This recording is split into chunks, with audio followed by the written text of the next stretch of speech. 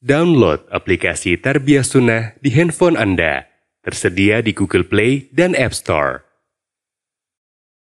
Bismillahirrahmanirrahim.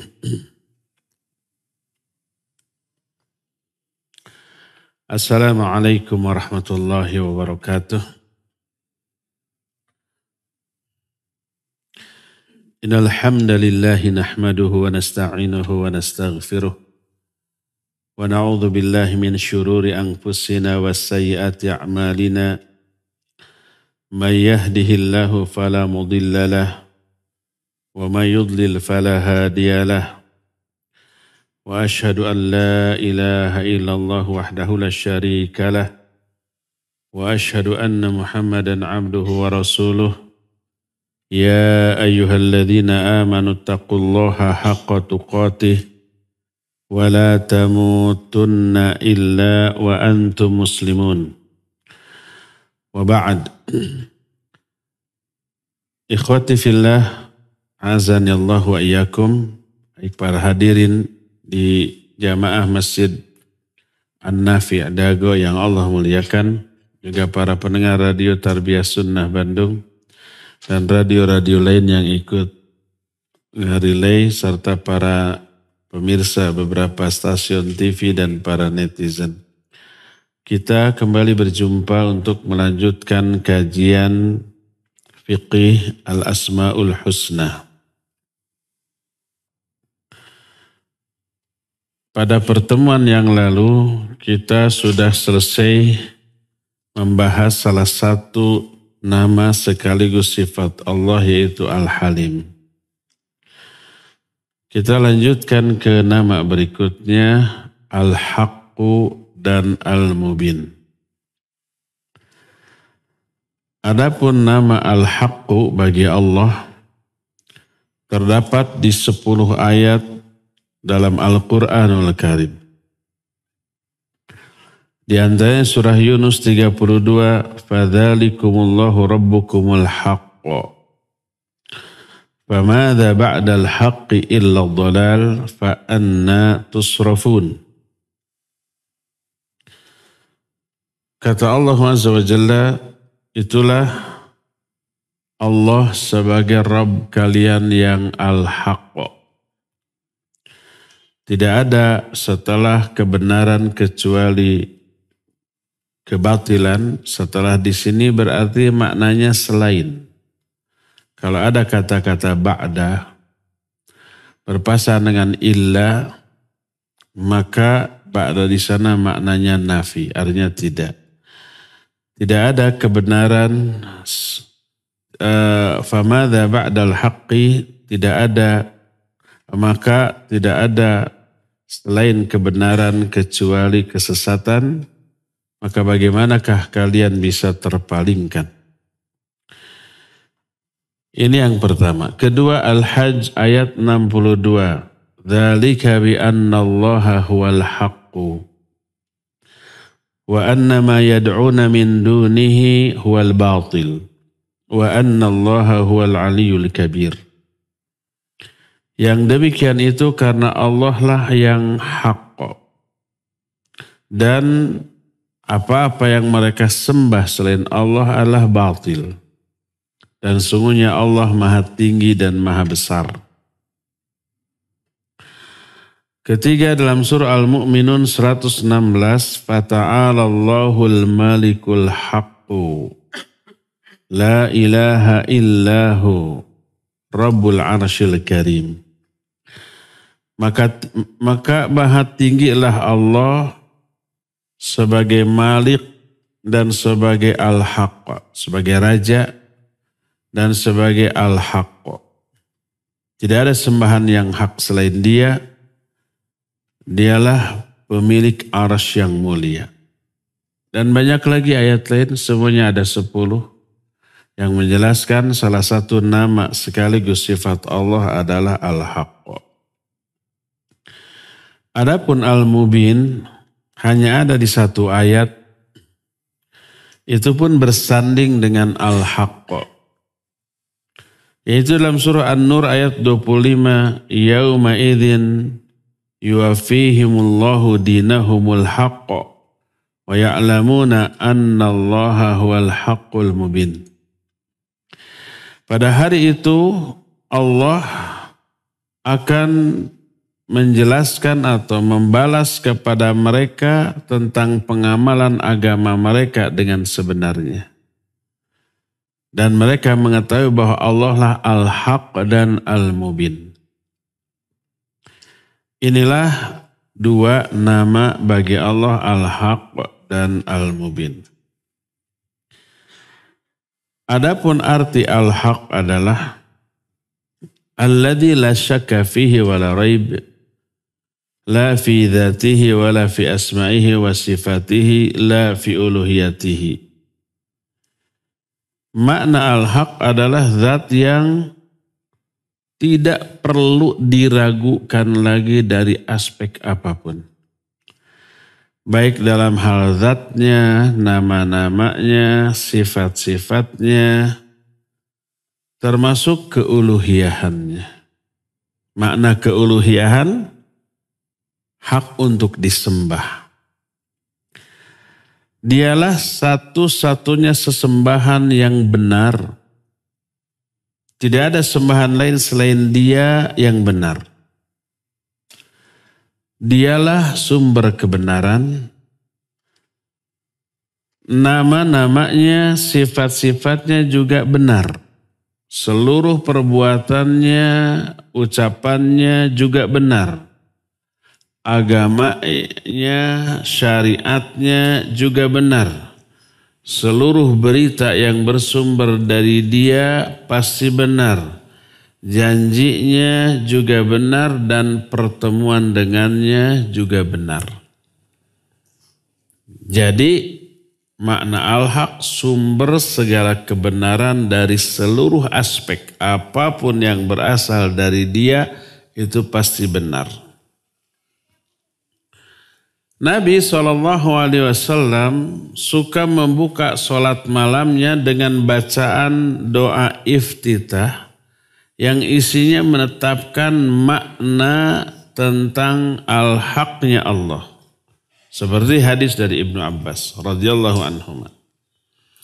Kata beliau, Nabi SAW apabila berdiri sholat malam untuk tahajud, beliau membaca, Allahumma lakal hamdu qayyimas samawati wal ardi wa man fihinna wa lakal hamdu laka mulkus samawati wal ardi wa man fihinna wa lakal hamdu anta nurus samawati wal ardi wa lakal hamdu anta mulkus samawati wal ardi wa lakal hamdu antal haqqu wa wa'dukal haqqa wa liqa'uka haqqun wa qawluka haqq wal jannatu haqqun wan naru haqqun wan nabiyyuna haqqun wa Muhammadun sallallahu alaihi wasallam haqqun was sa'atu haqqun.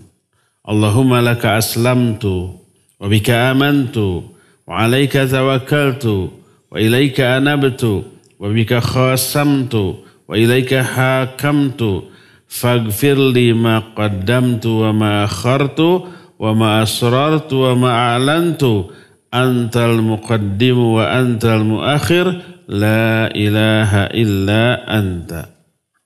Hafalkan doa ini, baca dalam tahajud, yaitu ketika membaca doa iftitah sebelum membaca surah Al-Fatihah di rakaat pertama. Arti dari doa ini adalah Allahumma lakal hamdu, ya Allah, bagimu segala puji.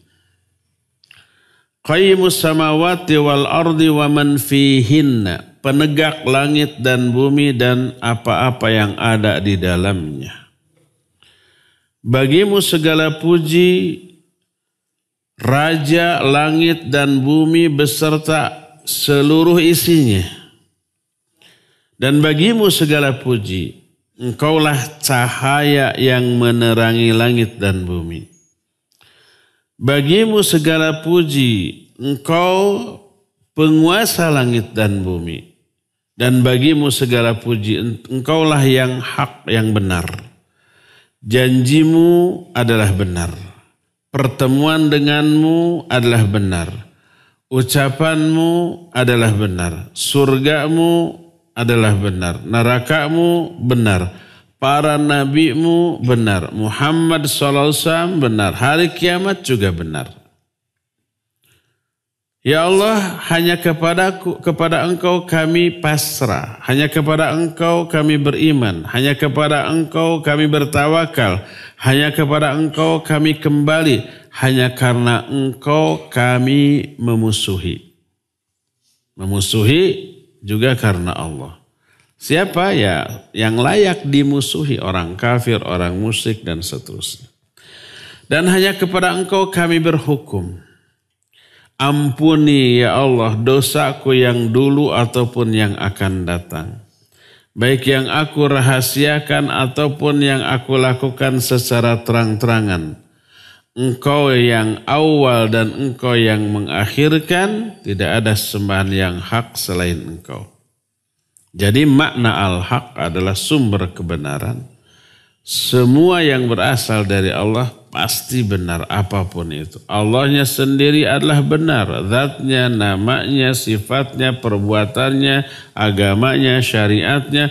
Semua yang bersumber dari Allah benar. Janji Allah juga benar. Itulah makna al-haq. Adapun makna al-mubin. Al-mubin berasal dari kata abana yubinu. Abana artinya memberi penjelasan. Menjelaskan. Isim fa'ilnya mubin. Abana yubinu ibanan fahuwa mubinun. Apa makna al-mubin? Al-mubin ay al-mubinu li'ibadihi sabil ar-rasyad. Al-muwaddihu lahumul a'mal as-salihata allati yanaluna biha thawab wal a'mal as-sayyi'ah allati yanaluna 'alaiha al-iqab. Makna al-mubin adalah yang menjelaskan jalan yang lurus kepada hamba-hambanya. Yang menerangkan kepada mereka amal-amal soleh yang menyebabkan mereka dapat pahala. Menjelaskan juga amal-amal buruk yang menyebabkan mereka dapat azab. Semuanya dijelaskan, yang baik dijelaskan, yang buruk dijelaskan beserta konsekuensinya. Beserta balasannya. Yang baik balasannya baik, yang buruk balasannya azab. Allah berfirman dalam An-Nisa 26. Yuridullahu liyubayyina lakum wa yahdiyakum sunanal ladzina min qablikum wa yatubu alaikum wallahu alimun hakim. Allah ingin menjelaskan kepada kalian dan menunjuki kalian jalan-jalan hidup orang-orang sebelum kalian. Dan Allah menerima taubat kalian dan sungguhnya Allah Maha mengetahui dan Maha hakim. Juga dalam surah At-Taubah 115 Allah berfirman, "Wa ma kana Allahu liyudilla qauman ba'da idh hadahum hatta yubayyina lahum ma yattaqun." Tidaklah Allah akan menyesatkan suatu kaum setelah Allah memberi hidayah kepada mereka, sampai Allah menjelaskan kepada mereka apa-apa yang mereka harus bertakwa dalam hal itu. Allah jelaskan terlebih dahulu semua yang hak, yang benar beserta balasannya, yang buruk beserta konsekuensinya, semuanya dijelaskan. Makanya Allah disebut Al-Mubin. Dan di antara makna Al-Mubin adalah Al-Bayyinu amrohu fi wahdaniyah. Di antara kandungan makna Al-Mubin adalah Al-Bayyinu amrohu fil wahdaniyah.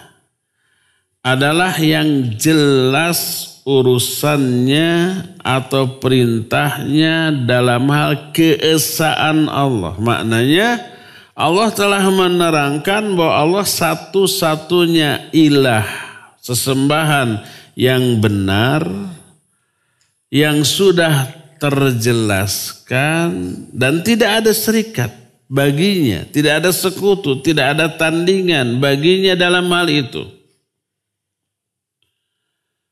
Dan Allah Azza wa Jalla telah menerangkan beragam penjelasan, hujah, dalil, penerangan, pencerahan yang isinya menerangkan bahwa dia satu-satunya ilah yang benar, yang tidak ada sekutu, dan keuluhiyahan selain Allah batil dan sesat. Keuluhiyahan itu hak untuk disembah. Kalau ada makhluk yang dianggap berhak untuk disembah, itu batil. Lalu disembah secara batil, merupakan kesesatan. Allah berfirman, dzalika yang dimaksud di agama. Itulah agama yang menjelaskan bi annallaha huwal haqqu, bahwa Allah lah, dialah yang hak, yang benar sebagai sesembahan. Wa annama yad'una min dunihi huwal batil, dan sesembahan-sembahan lain selain dia yang mereka sembah adalah batil. Wa annallaha huwal aliyul kabir, dan sungguhnya Allah maha tinggi dan maha besar. Lihat penjelasan mu'alif, perkataan dzalika di dalam ayat barusan maksudnya adalah alladzi buyyina lakum min 'azamatihi wa sifatihi, yaitu zat yang telah dijelaskan kepada kalian keagungan dan sifat-sifatnya, yaitu dia al-haq, dia kebenaran, maknanya sesembahan yang benar. Tidak ada sembahan lain yang benar selain dia, yang sempurna dalam hal zatnya, namanya, sifatnya, agamanya juga hak. Para rasulnya juga hak, janjinya juga hak, hak itu benar. Ancamannya juga benar, pertemuan dengannya juga benar. Ibadah kepadanya adalah sebuah kebenaran. Jadi apapun yang ditujukan kepada Allah berupa ibadah dan amal soleh, itulah kebenaran. Janji Allah benar, ancaman Allah benar, pasti terlaksana. Firman-Nya juga benar, para rasul utusannya benar, agama yang beliau turunkan pasti juga benar. Seluruhnya yang berasal dari dia benar karena dialah al-haq, sumber kebenaran. Adapun firman Allah di kalimat berikutnya, masih di ayat tadi, wa annama yad'una min dunihi huwal batil, dan apa yang mereka sembah selain Allah adalah batil. Apa maknanya? Alladzi huwa batilun fi nafsihi, yaitu batil tentang zat dari sesembahan itu. Batil juga beribadah kepada sembahan itu, berupa patung-patung dan tandingan-tandingan, atau kadang-kadang berupa hewan dan benda-benda mati. Kan ada hewan yang disembahnya. Yang disembah itu ada monyet, ada sapi, ada gajah. Di Thailand kan gajah. Di Bandung ya ada gajah yang dianggap dewa yang disembah. Patungnya kan ayahnya di ITB. Itu kan patung gajahnya. Dan itu dianggap sesembahan. Ada benda-benda mati. Semuanya itu adalah disebut mudhamilah zailah. Itu pasti rusak, hancur, binasa, musnah. La tamliku li nafsiha dharra wala naf'a wala mauta wala hayata wala nusyura. Fadlan amman la tamliku syai'an min dzalika li ghairiha. Semua sembahan itu tidak memiliki kemampuan untuk memberi madarat atau manfaat kepada dirinya. Tidak bisa menghidupkan, mematikan, membangkitkan, apalagi selain dirinya. Atau patung itu menggerakkan tangannya agar uyak juga tidak bisa. Mengedipkan matanya juga tidak bisa. Dan bila kita kasih potongan kue di tangannya yang sedang menadah, terus ngeong-ngeong datang lalat, merebut itu potongan kue, bisa nggak mempertahankannya? Tidak. Jadi untuk dirinya sendiri tidak bisa, apalagi untuk orang lain. Oleh karena itulah maka semua yang disembah selain Allah adalah batil, karena Allah satu-satunya sesembahan yang hak. Di antara jenis-jenis dalil atau hujjah atau argumentasi yang disebutkan oleh Allah dalam Al-Quran untuk menerangkan bahwa Dia adalah satu-satunya sembahan yang hak dan tidak ada sembahan yang hak selain Dia adalah berikut ini. Pertama, tafarruduhu tabaraka wa ta'ala birrububiyah la syarikalah fahuwal khaliqu wahdah ar-raziqu wahdah al-mun'imu wahdah al-mutasarrifu fi hadzal kauni wahdah la syarikalah fi syai'in min dzalika fahuwa rabbul haq la syarikalah. Dalil pertama adalah keesaan Allah dalam hal rububiyah. Tidak ada serikat baginya dalam hal ini. Maksud esa dalam hal rububiyah itu Allah satu-satunya yang menciptakan, mengatur, memberi rizki, menjamin rizki semua makhluk. Itu rububiyah. Dan Allah satu-satunya. Dialah satu-satunya pencipta, satu-satunya pemberi rizki, satu-satunya pemberi nikmat, satu-satunya yang mengatur seluruh alam ini. Tidak ada syarikat bagi Dia sedikit pun dari hal itu. Dialah Rabb yang sebenarnya yang tidak ada syarikat bagi Dia dalam hal itu. Maka salah satu konsekuensi dari pengetahuan dan pengakuan bahwa Allah satu-satunya Rabb, maka konsekuensinya Allah pula lah satu-satunya yang harus diibadati. Menghususkan ibadah hanya untuk Dia, baik ketundukan ataupun ketaatan.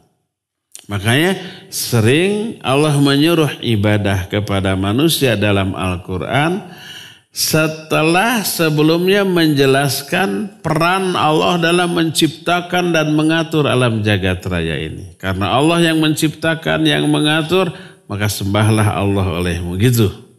Terkait tuh antara rububiyah dengan uluhiyah.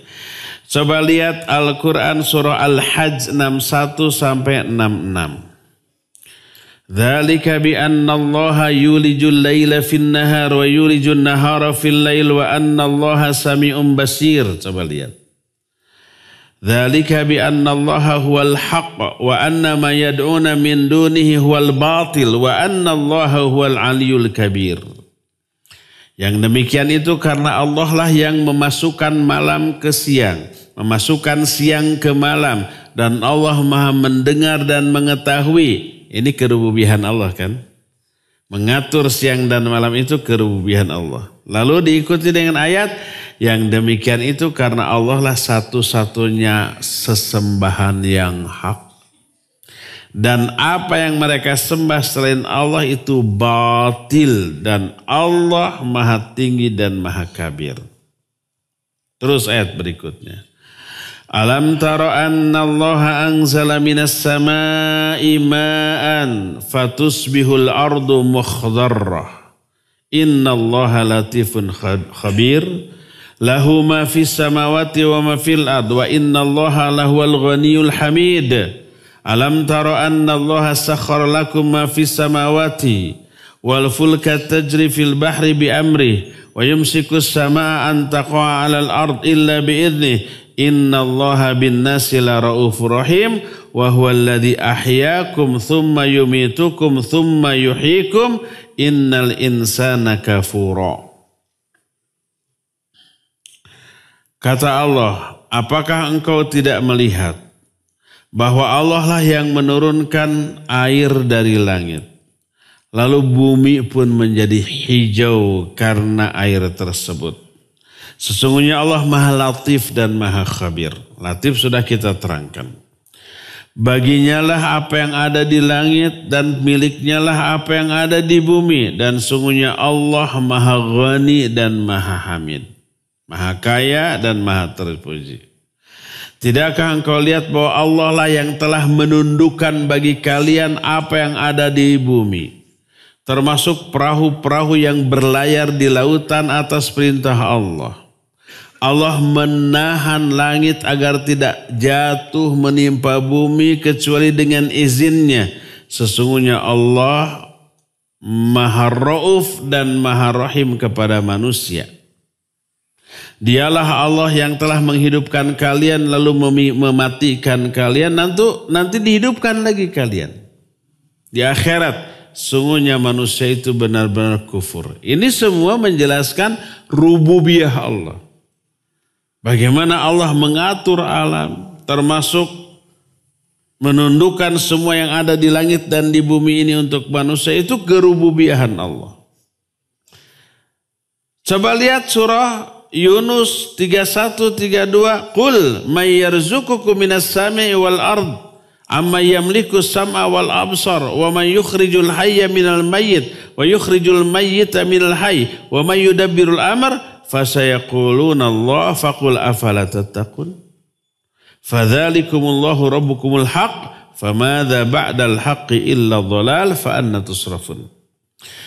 Katakan olehmu, siapa yang memberi rizki kepada kalian dari langit dan dari bumi? Siapa yang menguasai pendengaran dan penglihatan? Siapa yang mengeluarkan kehidupan dari kematian dan mengeluarkan kematian dari kehidupan? Siapa yang mengatur seluruh urusan?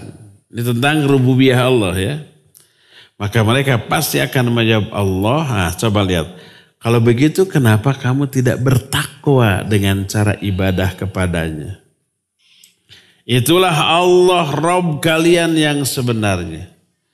Tidak ada setelah kebenaran kecuali kesesatan, maka bagaimana kalian bisa dipalingkan? Ini hujjah, alasan, argumentasi yang menjelaskan Allah satu-satunya yang layak disembah. Karena dia satu-satunya yang mengatur seluruh alam dan kehidupan ini.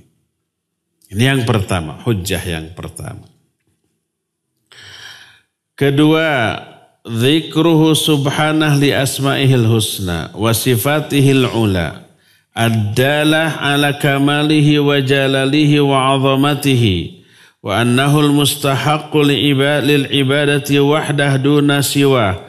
Wa min amthilati ala dhalik ayatul kursi allati akhlasat li bayani tauhid wa taqririhi haitsu dzukira fiha min asma'illahil husna khamsah asma wa dzakara min sifatihil azima ma yazidu 'alal 20 sifah. Kedua, cara kedua, argumentasi kedua, alasan kedua. Allah menyebut nama-namanya yang baik dan sifat-sifatnya yang tinggi. Yang menunjukkan kesempurnaan dia, kemuliaan dia, keagungan dia. Karena sempurna, karena mulia, karena agung, karena berkuasa. Maka dialah satu-satunya yang berhak diibadati dan bukan yang lainnya. Contoh ayat dalam masalah itu banyak. Salah satunya adalah ayat kursi. Surah Al-Baqarah ayat berapa? 255. Apa isinya? Isinya itu memurnikan, menjelaskan tauhid dan menguatkannya. Di dalamnya disebut 5 asmaul husna. Diterangkan juga sifat-sifat Allah yang agung lebih dari 20 sifat. Coba aja tataan hiji-hiji. Allahu la ilaha illa huwal hayyul qayyum. Allah itu sudah nama dan sifat. La ilaha illahu itu juga sudah sifat keesaan Allah. Al-hayyu dan al-qayyum nama dan sifat Allah. La ta'khudhuhu sinatu wala naum. Dia ini tidak dikenai oleh ngantuk ataupun tidur. Ini dua sifat yang oleh Allah ditolak dari dirinya. Allah tidak pernah ngantuk, tidak pernah tidur. Terus setelah itu gimana? Lahu ma fis samawati wa ma fil, milik Allah lah semua yang di langit dan di bumi. Terus lahu ma fis samawati wa man dzalladzi yashfa'u indahu illa bi'idznih. Siapa yang bisa beri syafaat di sisi Allah tanpa izin Allah? Dan seterusnya. Pokoknya ada 5 nama Asmaul Husna dan lebih dari 20 sifat Allah disebut dalam ayat kursi. Sifat-sifat Allah yang disebut itu menjelaskan keagungan Allah, menjelaskan kemuliaannya, menjelaskan ketinggian kekuasaannya, menjelaskan dia maha hidup dan berdiri sendiri, tidak ngantuk, tidak tidur. Karena sifat-sifat yang sempurna dalam seluruh sifatnya, dialah satu-satunya yang berhak disembah. Itulah hujah yang kedua. Ketiga, dzikruhu tabaraka wa ta'ala li ta'addudi ni'amihi 'alal ibad wa tuwalli mananihi. Wa fi suratin Nahl allati yusammiha ba'du ahli ilmi suratin ni'am likathrati ma wa'ada fiha subhanahu minan ni'am 'alal ibad akbaru syahidin 'ala annahu al-ma'budu bihaqq wa lidzalik khatama hadhihi an-ni'mah. Ketiga, Allah menerangkan beragamnya nikmat yang Allah berikan kepada hamba-hamba.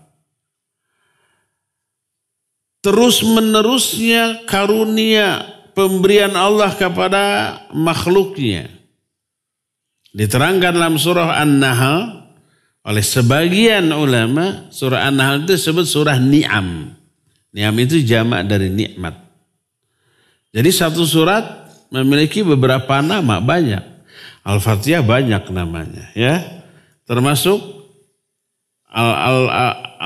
At-Taubah kadang disebut Al-Baro'ah. Al-Anfal kadang disebut Al-Qital. Al-Mu'min disebut juga Ghafir. Termasuk An-Nahl. An-Nahl oleh sebagian ulama disebut surah An-Ni'am. Makna An-Ni'am adalah jamak dari nikmat. Kenapa? Karena banyaknya nikmat yang Allah janjikan bagi hamba-hambanya di dalam surat itu. Dan ini menjadi penguat terbesar yang menjelaskan bahwa dialah sesembahan yang sebenarnya.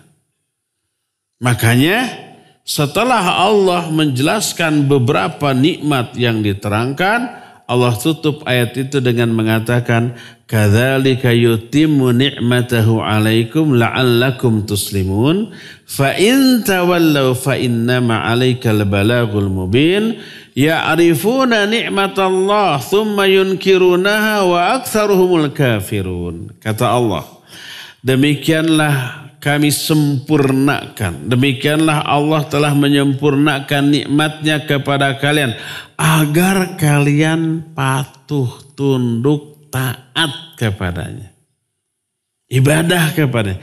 Diberi nikmat dan diterangkan, diingatkan nikmat itu agar kalian itu taatnya hanya kepada Allah. Karena satu-satunya pemberi nikmat hanyalah Allah. Kita hidup, kita diberi kesehatan, diberi seluruh organ tubuh dan anggota tubuh yang sempurna, berfungsi secara baik semuanya, diberi harta, makanan, minuman, fasilitas, rumah, kendaraan, uang, orang-orang yang dekat, menyayangi, mencintai, itu semua itu Allah yang ngatur.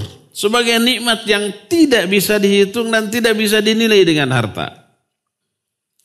Karena Allah sudah memberikan nikmat, Allah menyatakan la'allakum tuslimun. Agar Allah jelaskan itu agar kalian itu hanya pasrah, taat, tunduk, patuh, ibadah kepada Allah. Sebaliknya ini ancaman fa'in tawallau.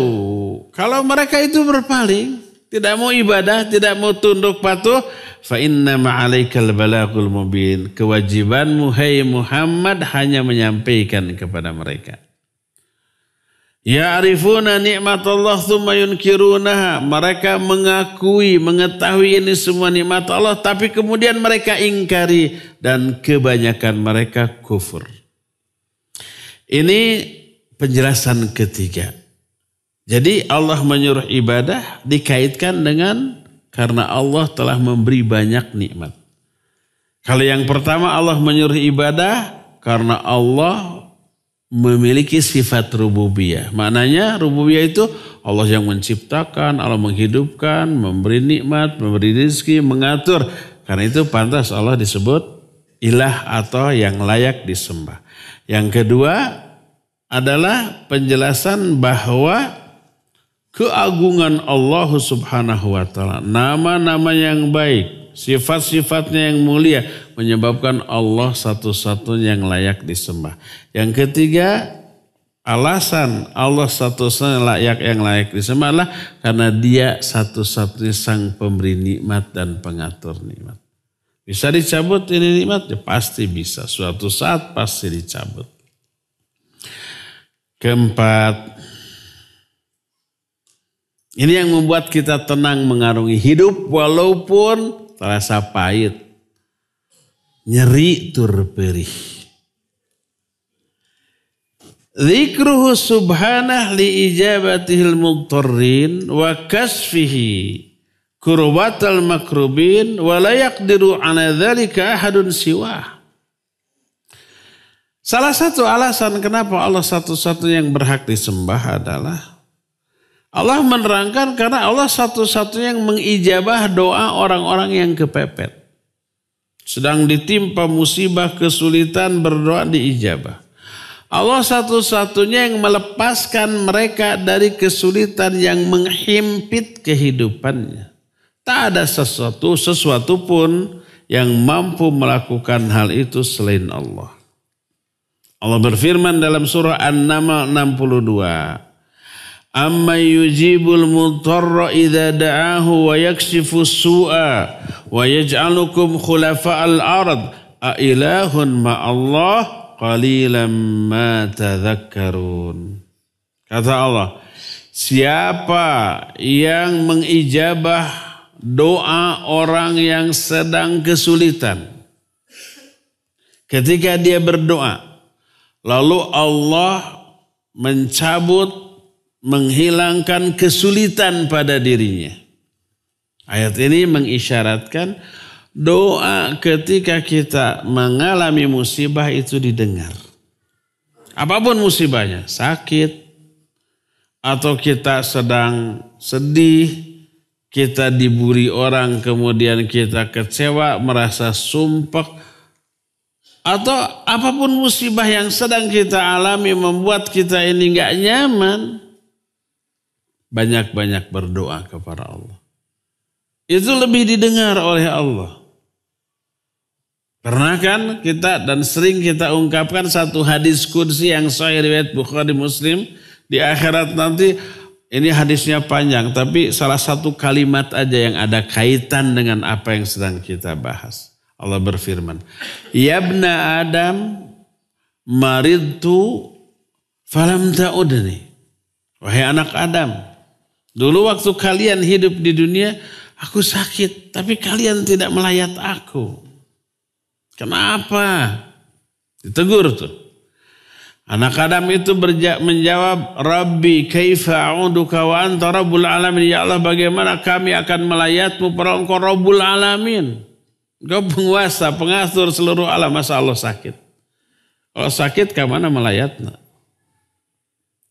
Lalu Allah menjelaskan maksud sakit di sana. Kata Allah, amma alimta anna abdi fulanan kana marida falam ta'udhu. Amma alimta in udtahu wajadtani indah. Tapi bukankah kamu tahu dulu waktu kamu hidup di dunia ada hambaku tuh yang sakit. Tapi kamu tidak melayatnya. Padahal kamu tahu kalau kamu melayatnya, kamu akan menemukan aku ada di sampingnya, dekat dengannya. Allah dekat dengan orang yang sakit. Dan kedekatan Allah dengan makhluk selalu berhubungan dengan diijabahnya doa. Makanya ketika sakit banyaklah berdoa. Termasuk sakit hati, iya. Biasanya sakit hati itu lebih parah daripada sakit badannya. Sakit badan mah bisa sembuh sehari 2 hari gitu. Sakit hati masa umur-umur atau. Lebih susah itu ya. Dan sakit hati seringkali berefek buruk kepada kondisi badan. Nyaris semua penyakit badan itu katanya berasal dari hati, dari kondisi jiwa ya. Ketika ada musibah, sakit atau apapun, coba berdoa kepada Allah.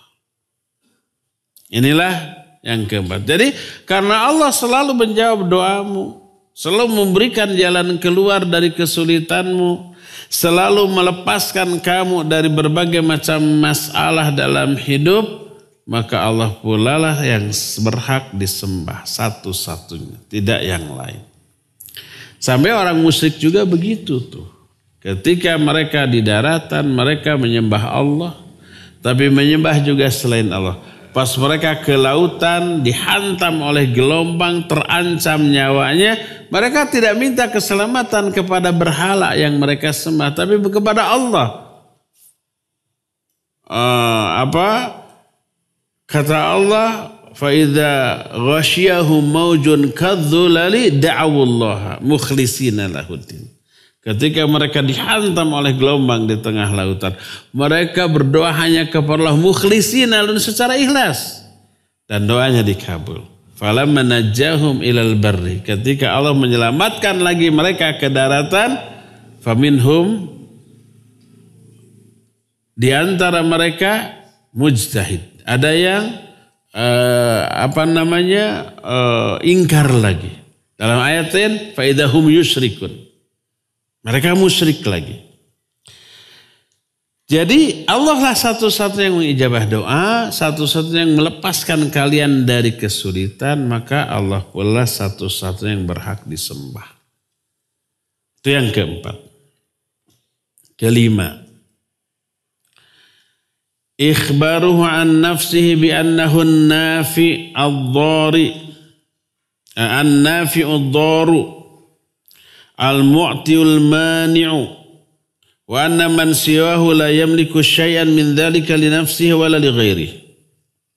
Kelima, salah satu alasan Allah satu-satu yang berhak disembah adalah informasi atau berita dari Allah tentang dirinya, tentang Allah. Bahwa Allah lah yang memberi manfaat dan memberi madarat. Allah lah yang memberi pemberian atau menahan pemberian. Selain Allah tidak memiliki kemampuan, kekuasaan, wewenang untuk melakukan itu baik untuk dirinya ataupun untuk orang lain. Dalam surah Az-Zumar 38 Allah menyatakan, "Qul afara'aitum ma tad'una min dunillah in aradani Allahu bidurrin hal hunna kashifatu durri aw aradani birahmatin hal hunna mumsikatu rahmati qul hasbiyallah alaihi yatawakkalul mutawakkilun." Katakan olehmu Muhammad, apakah kamu memperhatikan apa-apa yang kamu sembah selain Allah?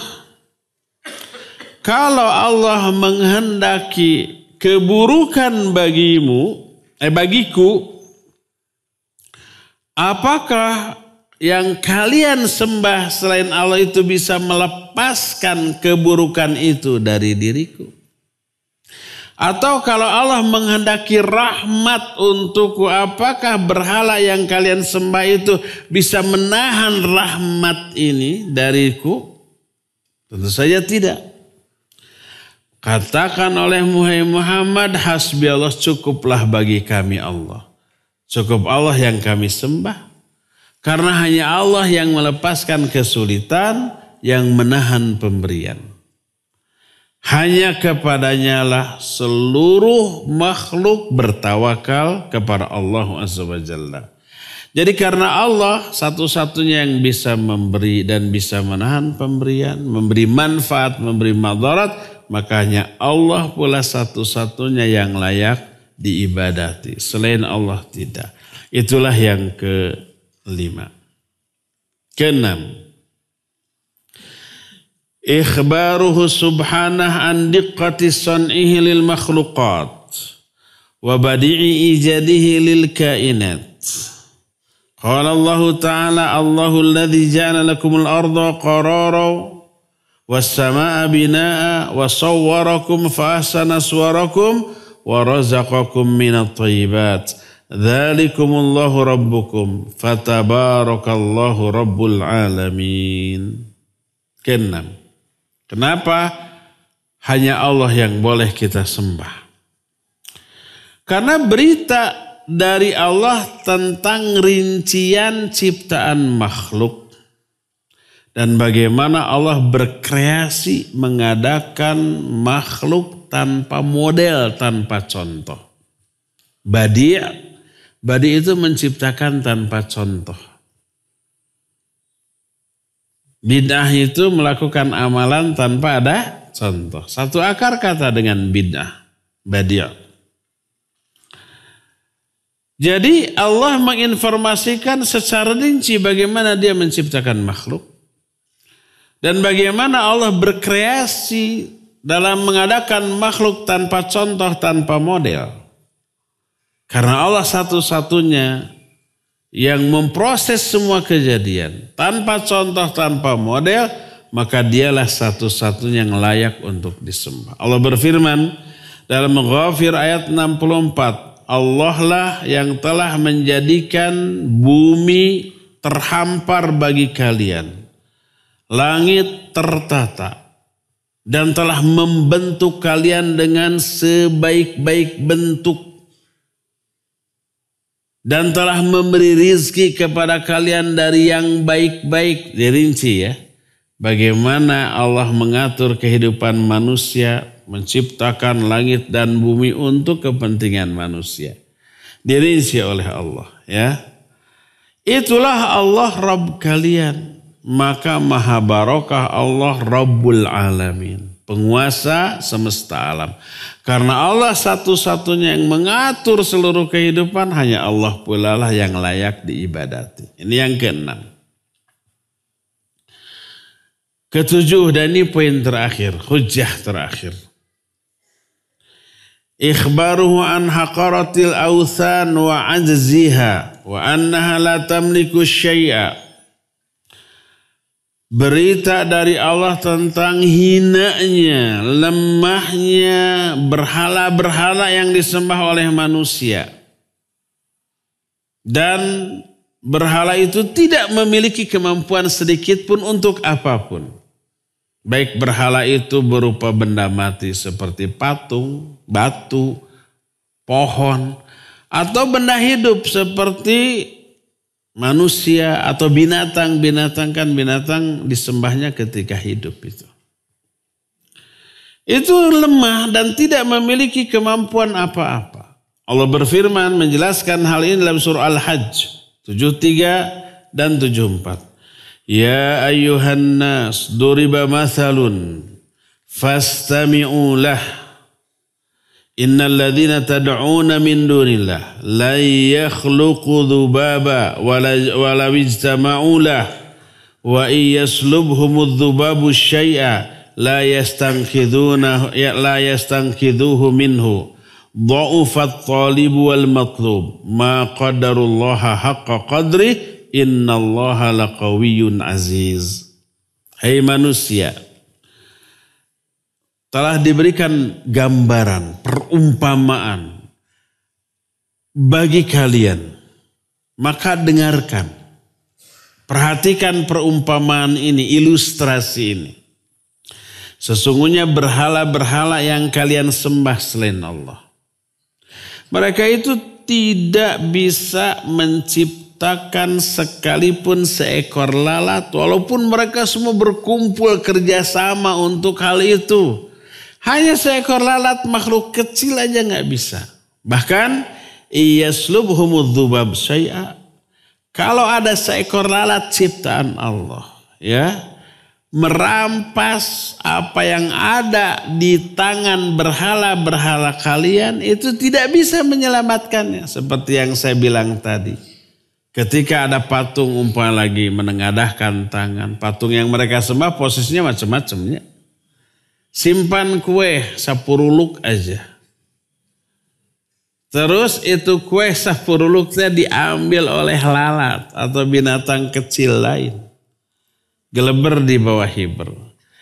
Apa itu si patung yang disembah bisa mempertahankan? Ya manusia. Apa begitu? Tidak.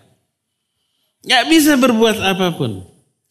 Dha'ufat talib wal matlub. Sangat lemah baik yang menyembahnya ataupun yang disembahnya. Yang disembahnya lebih lemah lagi. Yang menyembah nama leheng. Leheng itu apa? Agak mending. Kalau umpamanya kita sedang umpamanya megang kue, datang lalat, bisa kita tepis? Bisa. Bisa dibunuh lalatnya? Bisa, asal kena aja. Agak mending ada kemampuan. Kalau si patung yang disembah mah nggak bisa. Ma qadarullaha haqqa qadrih, mereka tidak memuliakan Allah dengan sebenar-benarnya. Sungguhnya Allah Maha Kuat dan Maha Aziz. Ini 7 argumen, 7 alasan kenapa Allah satu-satunya yang layak disembah. Karena Allah satu-satunya yang kuat. Allah satu-satunya yang mengatur alam. Allah satu-satunya pemberi nikmat. Allah satu-satunya yang melepaskan manusia dari kesulitan dan mengijabah doa. Dan seterusnya ya. Ini semuanya menjadi hujjah. Bahwa Allah satu-satunya yang layak disembah. Dan hujah-hujah lainnya amat sangat banyak. Yang menerangkan Allah satu-satunya sembahan yang hak. Dan telah menjelaskan hal itu kepada manusia dengan beragam cara menjelaskan. Makanya dia diberi nama Al-Haq dan Al-Mubin. Al-Haq artinya yang benar, sumber kebenaran. Semua yang berasal dari dia adalah pasti benar. Dan Al-Mubin adalah yang menjelaskan, menerangkan semuanya itu. Menjelaskan jalan keselamatan agar ditelusuri, menjelaskan jalan-jalan kebinasaan agar dihindari, menjelaskan amalan baik agar memperoleh pahala, menjelaskan amalan buruk dengan sanksinya, dengan azabnya agar dihindari dengan sejauh-jauhnya ya. Inilah penjelasan salah satu nama dan sifat Allah yaitu Al-Haqqu dan Al-Mubin. Cukup ya, sampai di sini saja. Dan kita masuki sesi tanya jawab. Pertanyaan ini dari Ahwat. Saya sebelum menikah sudah bekerja dengan niat membantu suami untuk memenuhi kebutuhan keluarga. Qadarullah suami di PHK dan sejak saat itu tidak mau ikhtiar lagi, maka saya yang harus mencari nafkah sendiri. Ini mah laporannya. Nggak ada pertanyaan. Suami saya lebih mengutamakan ibadah daripada mencari nafkah. Sementara saya harus menafkahi suami, anak-anak yang semakin besar biaya. Laporan kedua. Dibalik itu. Pertanyaan. Oh ini pertanyaannya. Apakah suami saya termasuk zalim ke istri? Pertama, kalau suami sebenarnya mampu berusaha, tapi malas tidak mau berusaha. dia dosa. Kenapa? Karena tidak menunaikan kewajiban menafkahi anak dan ayat loh, wa bima anfaqu min amwalihim. Kewajiban suami memberi nafkah kepada istri dan anak dari harta mereka. Ketika diabaikan dosa. Di Sahih riwayat Imam Muslim, kafa bil mar'i itsman idza dhayya'a mayyaun. Cukuplah seorang itu dianggap dosa kalau dia menyia-nyiakan orang yang di bawah tanggung jawabnya. Ya. Kalau kondisinya kayak gitu ya. Kecuali kalau kondisinya umpamanya ada uzur, dia sakit. Dia tidak bisa berusaha. Ya apa boleh buat? Kalau seperti itu maklumi saja. Apakah suami saya benar prinsipnya yang lebih mengutamakan ibadah daripada mencari nafkah? Mencari nafkah termasuk ibadah yang wajib. Al-Quran itu. Ya. Bahkan Ibnu Abbas, Ibnu Mas'ud menyatakan tolabul halali jihadun. Mencari rizki yang halal itu jihad bagi seorang suami. Ada banyak dosa terhapus hanya oleh ikhtiar seorang suami mencari nafkah untuk istri dan anak-anaknya dan tidak bisa terhapus oleh amalan lain. Jadi masukkan mencari nafkah ini sebagai bagian dari ibadah yang wajib dilakukan sebagai suami. Jangan sampai ibadah hanya terbatas kepada sholat, saum, baca Quran, ngaji. Enggak. Itu kewajiban, iya itu betul kewajiban. Tapi kewajiban ini juga jangan diabaikan, ini ibadah. Untuk seorang suami mencari nafkah adalah ibadah. Semoga suaminya ada di sini ya. Pulang dari sini langsung kerja. Ya.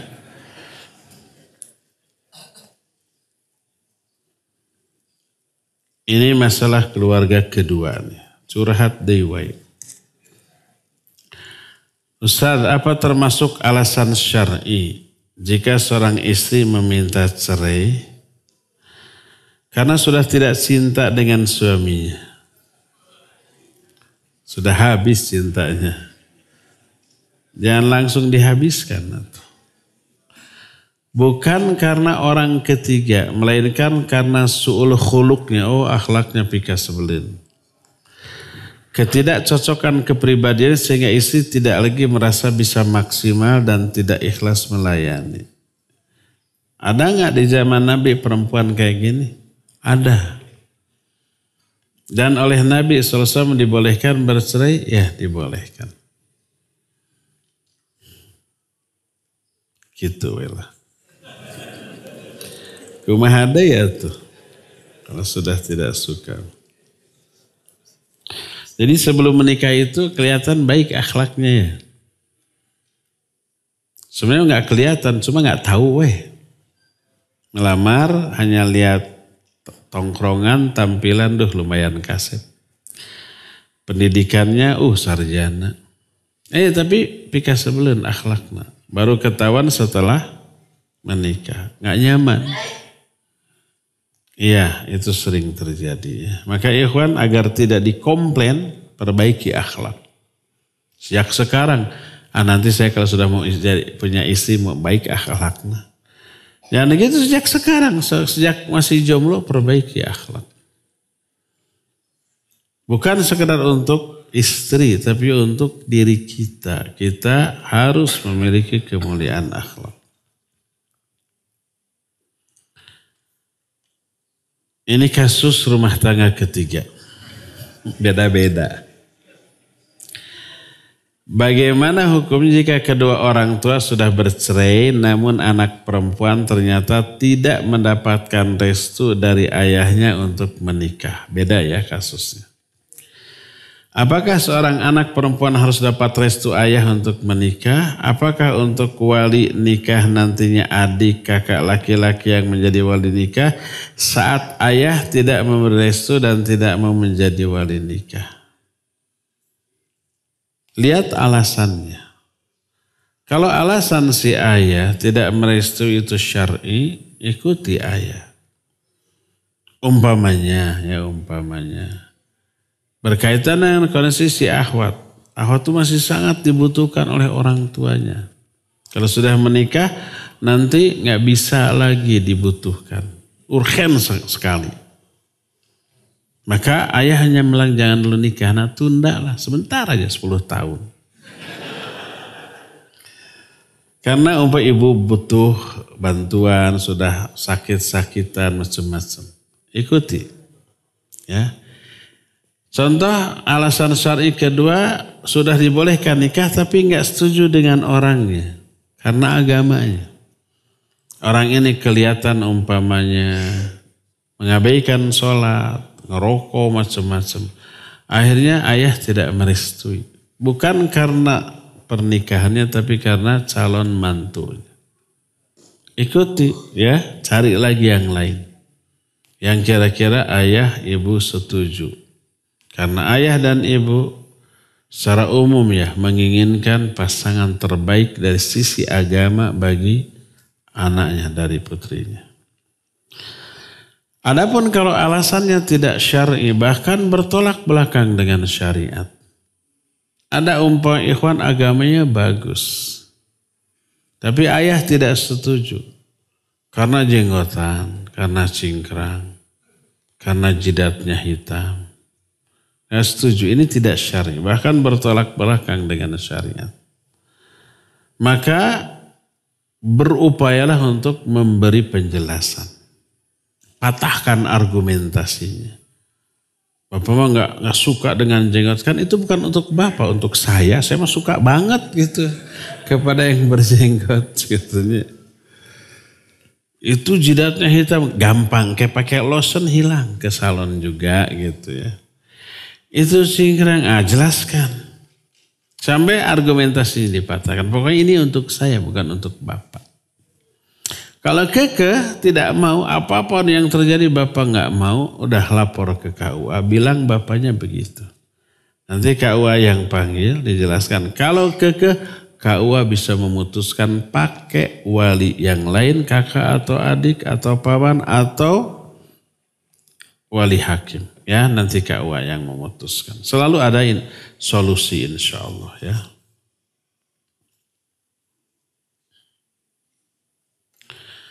Pekerjaan saya membuat konten di media sosial. Tugas saya hanya membuat caption berupa tulisan saja.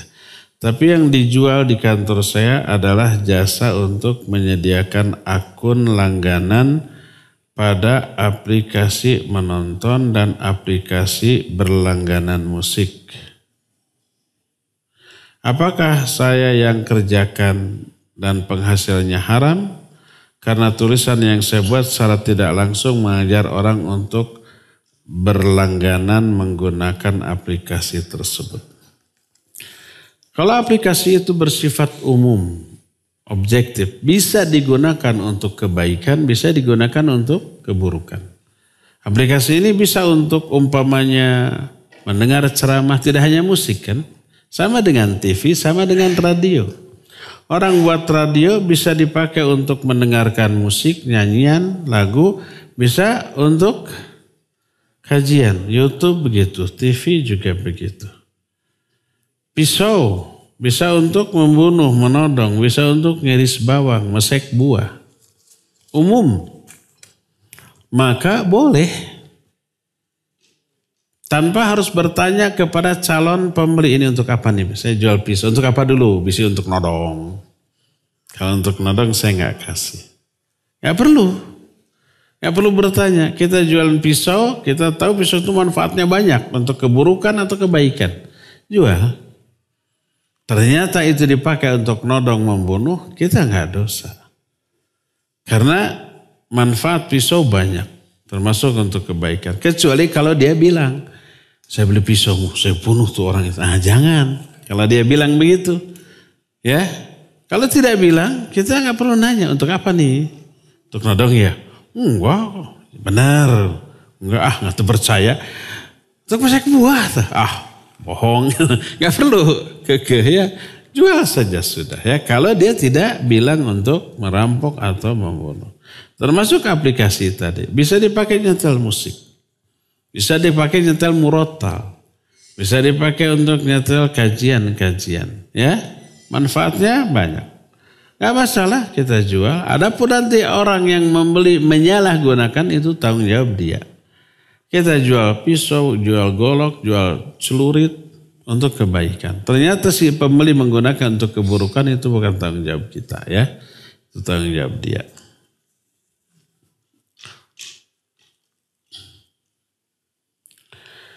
Bagaimana cara menolong yang terbaik? Jika saya sebagai adik ingin membantu meringankan beban hutang riba yang nampak pada kandung saya. Membantu sebisanya atau saya harus mengorbankan aset yang saya punya demi melunasi hutang tersebut. Tergantung, kalau si kakak setelah terjerat riba itu tobat. Dari waktu pinjamnya nggak tahu bahwa riba itu dosa. Masih belum paham. Setelah minjem baru tahu, waduh ini tuh dosa besar. Riba itu menentang perang kepada Allah dan Rasulnya. Dia ingin segera lepas, ingin segera melunasi, tapi belum punya uang. Minta tolong ke kita, tolong lunasi walaupun harus menjual aset. Kita punya rumah, yang lain gitu, rumah kita yang kita punya, yang kita tempati ada, dan rumah lain sebagai investasi dikontrakan, jual untuk membantu. Punya mobil 2 umpamanya, silakan jual 1. Karena itu ta'awun alal birri wat taqwa, sekaligus melepaskan dia dari jeratan riba. Ya, kalau begitu. Adapun kalau kondisinya dia tidak peduli, ini tahu riba tapi nggak peduli lah. Cuma macet, dikejar debt collector, diteleponan terus. Tapi dia tidak merasa berdosa secara syar'i dalam hal itu. Dia minta tolong mau pinjam ke kita, nanti kalau sudah lunas pinjam lagi. Pinjam pinjol lagi. Maka yang kayak gitu jangan dibantu. Karena membantunya tidak bermanfaat. Membantunya tidak melepaskan dia dari keburukan. Ya, jangan dibantu kalau yang seperti itu. Biarkan dia terhukum oleh perbuatannya sendiri. Sing kapok gitu.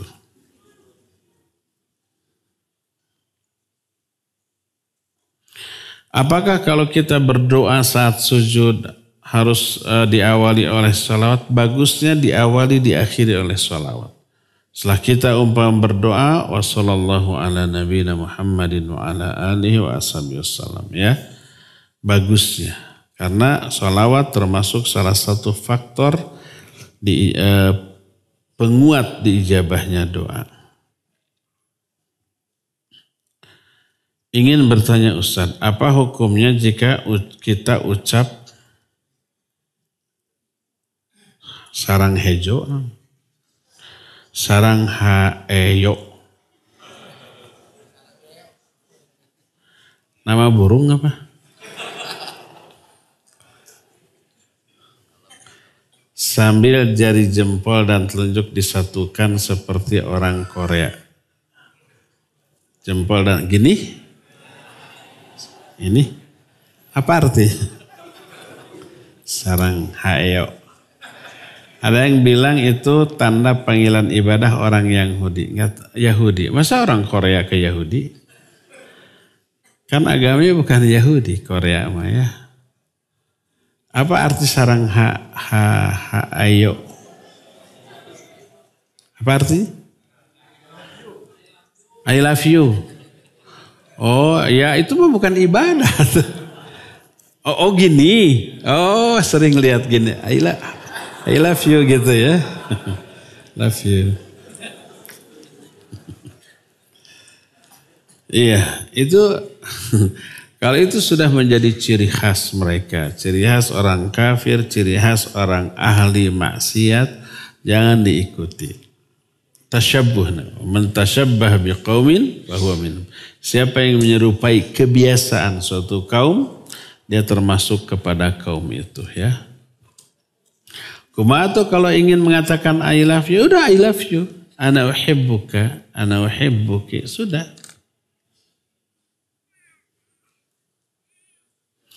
Kalau dulu begini ya, apa? Gini apa? Atau gini? I love you atau I love you. Gini ya? Gini. Atau gini nih. Sekarang begini. Suka lihat.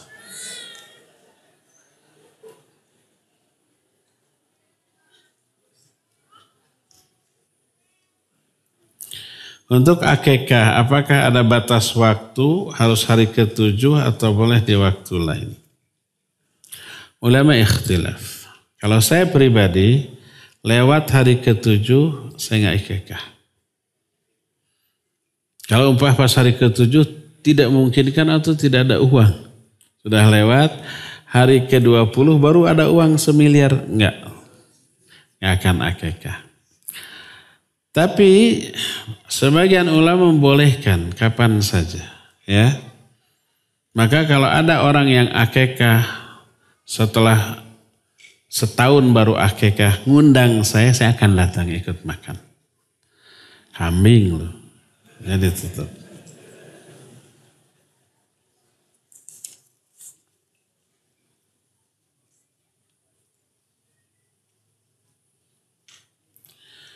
Memasuki 10 hari terakhir bulan Ramadan di Masjidil Haram atau Nabawi diadakan sholat malam 2 kali. Apakah keduanya sholat tarawih atau sholat tarawih? Di kita juga dulu begitu di Masjid Umar bin Khattab. Ada yang ba'da isya langsung untuk masyarakat. Ada nanti jam 1 diadakan lagi dengan yang lebih panjang. Imamnya berbeda ya. Dua-duanya tarawih.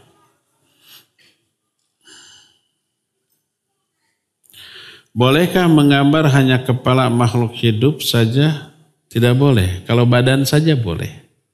Kepala saja nggak boleh. Terakhir, apakah orang Islam yang melakukan syirik, khurafat, tahayul tidak Allah ampuni sama dengan orang kafir? Ada ayat, innallaha la yaghfiru ayushraka bihi wa yaghfiru ma duna dzalika liman yasha. Allah tidak akan mengampuni dosa syirik, tapi mengampuni dosa selain syirik bagi yang dikehendaki. Ayat ini bagi yang tidak tobat. Orang musyrik tidak tobat sampai matinya, dosa syiriknya tidak akan diampuni. Dan dia ke neraka selama-lamanya, kekal di dalamnya. Ya, kalau tidak tobat. Tapi kalau tobat, walaupun musyrik diampuni. Para sahabat orang-orang musyrik dulunya, lalu tobat, masuk Islam, diampuni dan menjadi ahli tauhid. Nah, sekarang syirik yang mana? Kalau Syekhul Islam Ibn Taimiyah menyatakan dua-duanya syirik besar ataupun syirik kecil. Syirik kecil contohnya riya. Termasuk syirik, iya, tapi kecil. Tapi itu tidak kekal selama-lamanya di dalamnya. Dia akan diazab di alam kubur dan diazab juga di akhirat sesuai dengan kadar keriyaannya. Kalau itu terbawa mati dan tidak terampuni oleh kebaikannya atau oleh tobatnya dan seterusnya. Kecuali kalau dia tobat ya, maka dia akan tetap diazab tapi tidak akan kekal. Karena riya atau syirik kecil tidak mengeluarkan pelakunya dari Islam. Dia tetap muslim tapi muslim yang berdosa besar. Ya cukup ya sampai di sini. Semoga Allah mempertemukan kita kembali di hari Selasa yang akan datang. Subhanakallahum bihamdik asyhadu an la ilaha illa anta astaghfiruka wa atubu ilaik walhamdulillahi rabbil alamin. Wassalamualaikum warahmatullahi wabarakatuh.